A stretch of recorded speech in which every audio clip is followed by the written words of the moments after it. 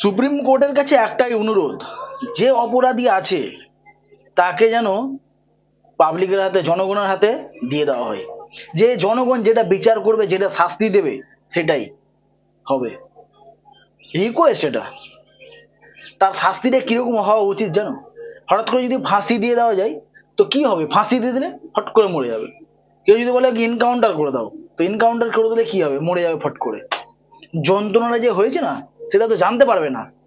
ওই মেয়েটা যে যন্ত্রণাটা, কষ্টটা যে করেছিল, সেটা তো ও বুঝতে পারবে না। ফট করে যদি গলাটা কেটে দিই, কি হবে? গলাটা কেটে গেল, মরে গেল। এরকমটা চাই না পাবলিক। পাবলিক চাই, জনগণ চাই, যে অপরাধী রয়েছে তাকে সামনে নিয়ে আসা হোক।